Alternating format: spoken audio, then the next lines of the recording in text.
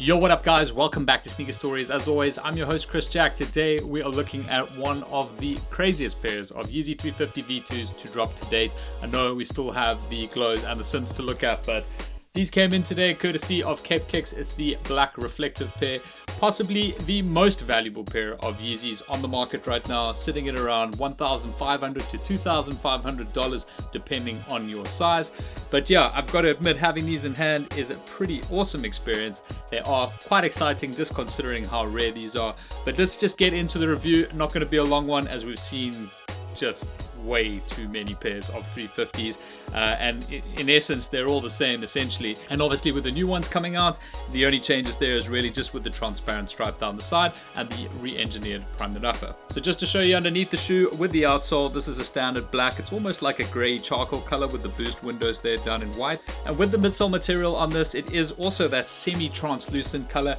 We have seen that on the static reflectives as well. Perhaps you will see that more effectively here on the hyperspace color, just with the gradient that you're getting of color in the midsole of the shoe. But with this particular iteration, it's pretty much just solid black all the way around the midsole. Perhaps you'll see a slight gradient at the bottom here of where the boost is showing through there, but in essence it's very much the same. So obviously the most hype for this particular pair is down to the quantity that was produced.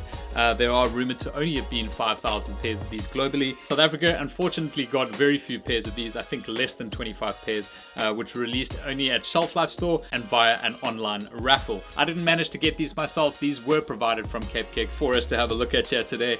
So yeah, extremely rare, sitting, I don't know, 25,000 Rand. Is it worth it? I don't know. But anyway, continuing with the review, the upper here is more of a charcoaly color than just a solid black. People have been saying online that this is the next edition of the V2 Pirate Black, which is over here, and I can kind of see how that matches up just in terms of its coloration. The V1 version over here also had a lot of charcoal gray in terms of its lacing and in the prime knit itself, and then most notably you've also got the red stitching in the heel pull tab section at the back. Naturally, as these are the reflective pair, the entire upper is woven with 3M reflective material, and that follows through into the laces of the shoe as well. And just to look inside the shoe, if you guys can see that, this is also a bit of a lighter grey color with 3M reflective 3 stripes here on the heel section, and then the rest of the sock line is done in that color, and that follows onto the insole with white Adidas Yeezy branding. Now I guess the only thing to really show you now is what it looks like under flash, so I'm just going to quickly take a photo of them with that, and there you have it. So yeah, it's a pretty cool shoe. I must say you do actually pick up a lot of the glint in the 3M reflective material just under normal lighting conditions outside, and it does add a little bit of depth to the upper of the shoe in terms of just, you know, being a plain black version.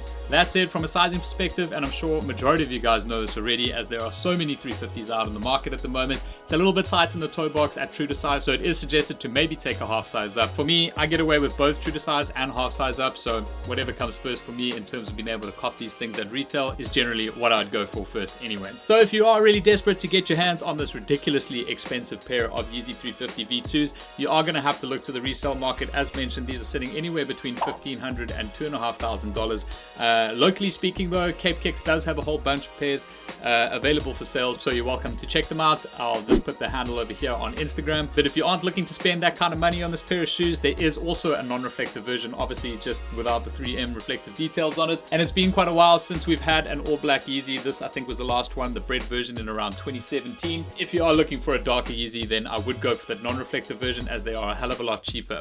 Sadly, they did not release here in South Africa. I don't really know why they didn't, and definitely no signs of them releasing here in the future, so sadly you're gonna have to get on the resale market for those two. So yeah, that's them. I hope you guys have found this helpful, albeit just nice to look at. But yeah, if you do have any further questions on this pair, please drop them in the comments below right here on YouTube.